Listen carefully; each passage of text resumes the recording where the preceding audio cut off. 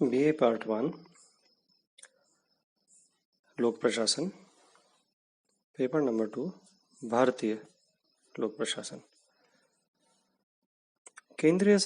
भारत के केंद्रीय सरकार के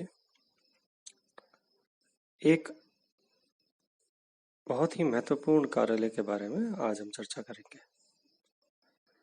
यह कार्यालय है प्रधानमंत्री कार्यालय। हमारे देश के अंदर जो राजनीतिक व्यवस्था है और जो प्रशासनिक व्यवस्था है उसके शीर्ष पे कार्यकारी के अध्यक्ष, कार्यपालिका के अध्यक्ष, वास्तविक अध्यक्ष के रूप में हम प्रधानमंत्री को पाते हैं। नाम मात्र अध्यक्ष तो राष्ट्रपति हैं, लेकिन वास्तविक अध्यक्ष के रूप में हम प्रधानमंत्री को पाते हैं, जो कि सारी कार्यपालिका को दिशा देने और सबसे महत्वपूर्ण पद होता है। सारी राजनीति देश की, सारा प्रशासन देश का, देश से मेरा मतलब है केंद्रीय प्रशासन, सारा केंद्रीय प्रशासन प्रधानमंत्री के कहा जाए तो इच्छा अनुसार कार्य करता है। जिस तरह प्रधानमंत्री प्रशासन को दिशा देना चाहते हैं वह दिशा वो देते हैं। सारा मंत्रिपरिषद,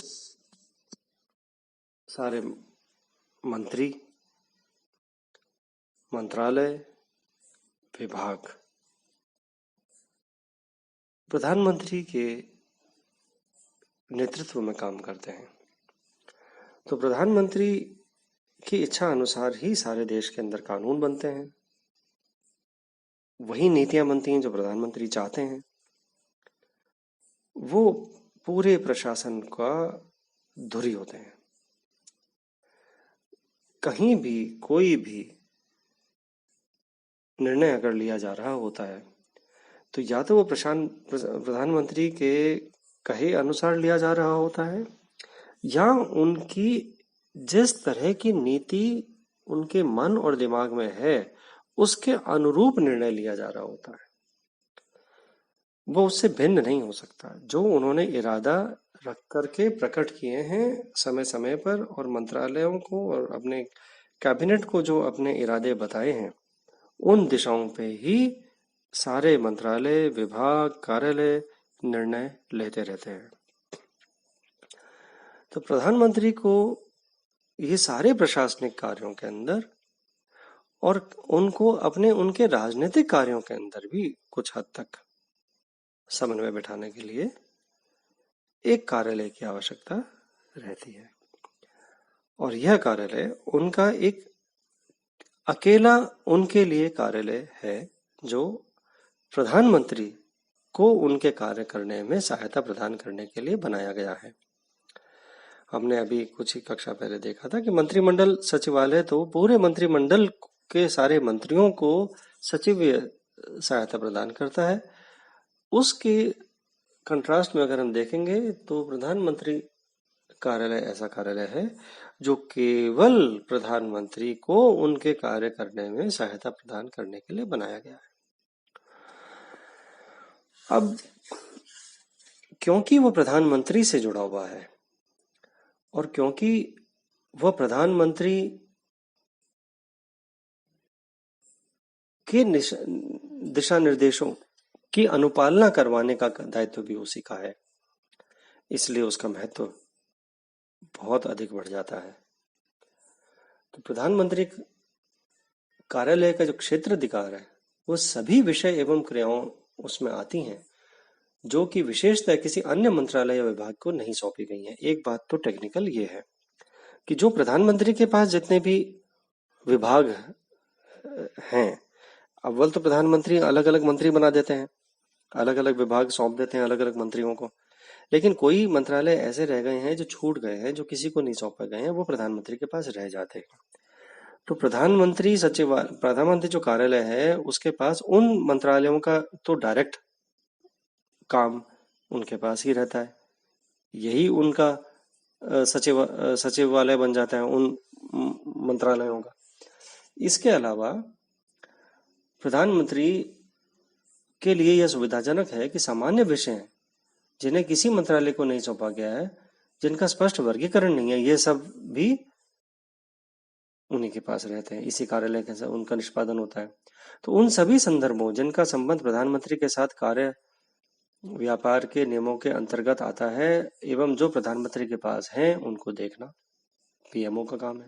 मैं अब उसको पीएम बोलूंगा, पीएमओ बोलूंगा, प्राइम मिनिस्टर ऑफिस, प्रधानमंत्री कार्यालय, प्राइम मिनिस्टर ऑफिस, पीएमओ।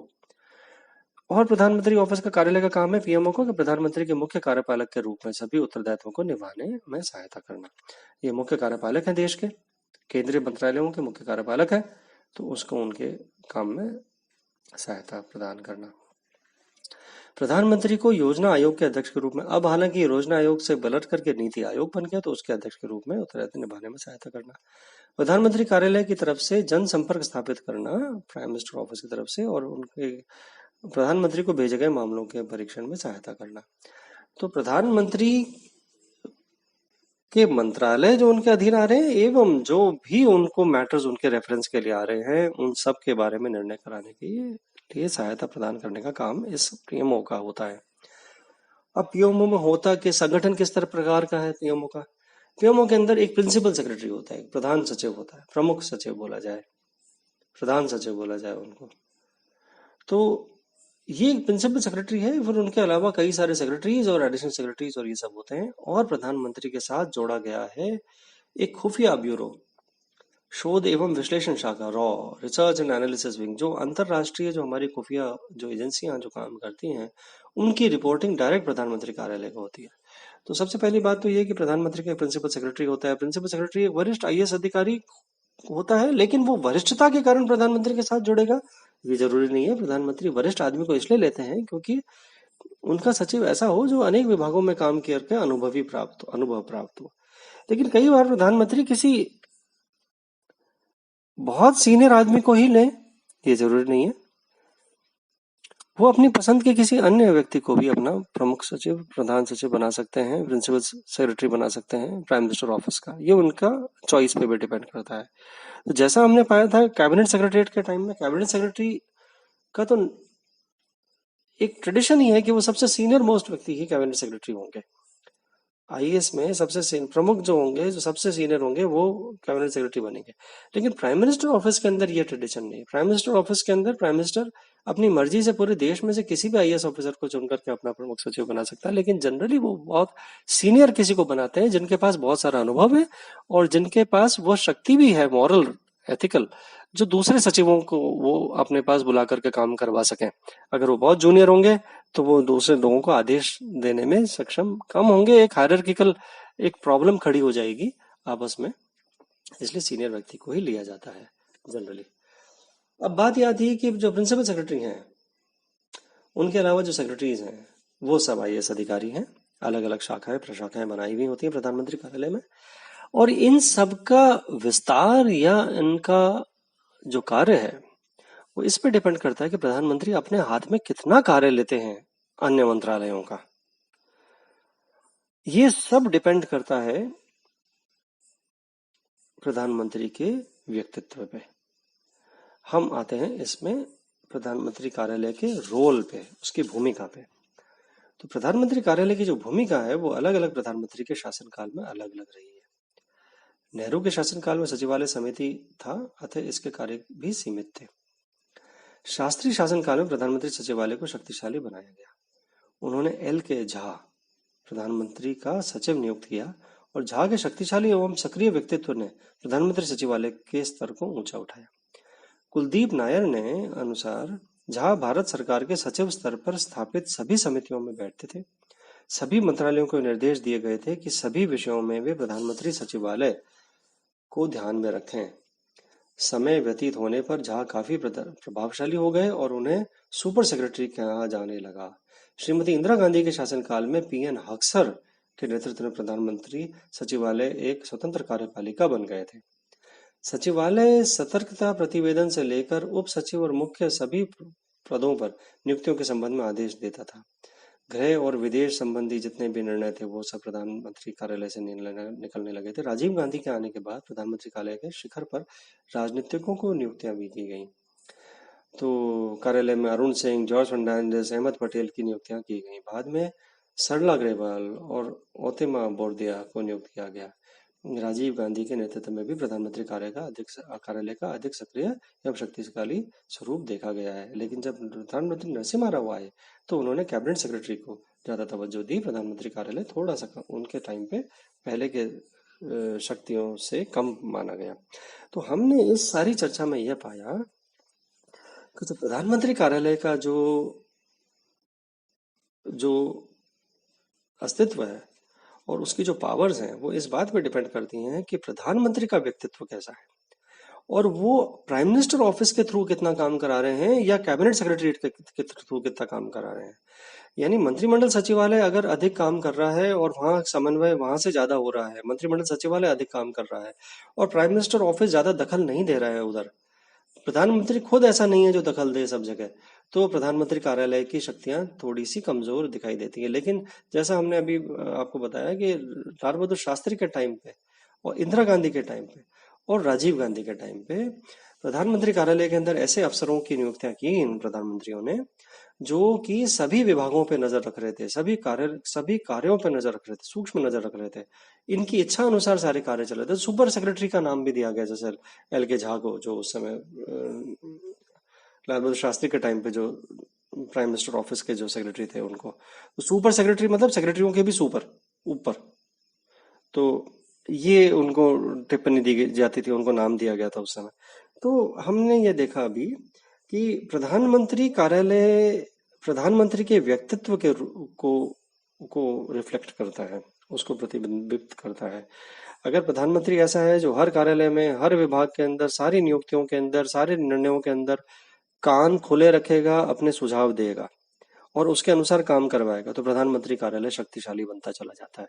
सारे विभाग, सारे मंत्रालय प्रधानमंत्री कार्यालय की तरफ देख के काम करते हैं, उसकी तरफ देख के अपने निर्णय लेते हैं और उनकी तरफ ही आदेशों की उम्मीद करते हैं कि वहां से हरी झंडी मिलेगी तो ही हम कार्य करेंगे या उनके अनुसार ही कार्य करेंगे।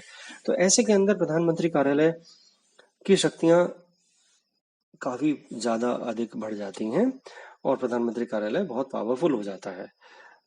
पीसी अलेक्जेंडर एक बहुत नामी प्रिंसिपल सेक्रेटरी रहे हैं, इंदिरा गांधी के टाइम पे भी रहे हैं, और वो तो कहा जाता था कि विदेश मंत्री भी निर्णय बाद में लेता था, पहले पीसी अलेक्जेंडर के साथ मिलकर के इंदिरा गांधी निर्णय लेते थे विदेश मामलों के अंदर।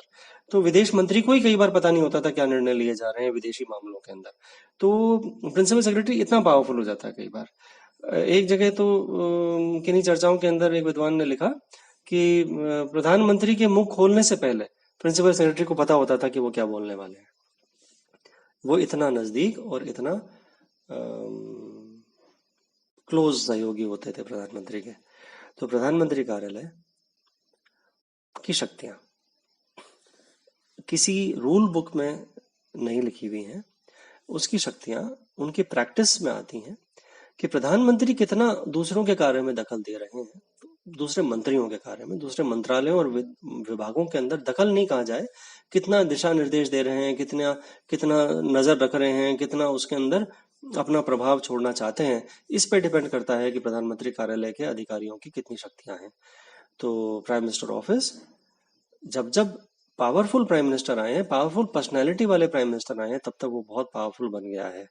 लेकिन जब ऐसे प्रधानमंत्री आए हैं जिन्होंने दूसरे कार्यालयों को ज्यादा तवज्जो दी है, जैसे कैबिनेट सेक्रेटरी को, मंत्रिमंडल सचिवालय को ज्यादा तवज्जो दी गई, जैसा कि हमने नरसिम्हा राव के टाइम पे हमने देखा, तो प्रधानमंत्री कार्यालय का थोड़ा सा साख कम हुई थी और दूसरे कैबिनेट सेक्रेटरी की साख थोड़ी सी बढ़ी थी उस समय।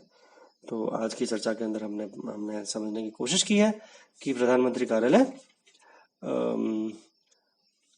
कैसे कार्य करता है, और अंत में मैं एक निष्कर्ष आपको ये देना चाहता हूँ कि साधारणतः प्रधानमंत्री कार्यालय में पद का स्तर वही होता है जो प्रशासन के मंत्रालयों में तदनुरूप श्रेणी के पदाधिकारियों का होता है। तो मतलब उनके सेक्रेटरी और उनका ऑफिसर्स का तो लेवल तो वही होता है जो दूसरे अधिकारियों का होता है। वस्तुतः प्रधानमंत्री कार्यालय का नीति निर्माण निकाय के रूप में महत्व बढ़ता जा रहा है, क्योंकि सारे नीतियां, सारे इरादे यहीं से डायरेक्शन जाते हैं, सही से यहीं से निर्देश जाते हैं। तो यदि कार्यालय के सचिव की भूमिका मित्र, मार्गदर्शक और परामर्शदाता जैसी हो, तो वह अधिक उपयोगी होगी। किंतु यदि कार्यालय समानांतर सरकार का प्रतिरूप ग्रहण करने का प्रयत्न करता है तो उसके प्रशासनिक दृष्टि से लाभकारी परिणाम नहीं होंगे। तो यानी हमें ऐसा प्रधानमंत्री कार्यालय होना चाहिए जो कि प्रधानमंत्री का मित्र और सहयोगी और परामर्शदाता के रूप में कार्य करे। आज की चर्चा को हम यही विराम देते हैं। धन्यवाद।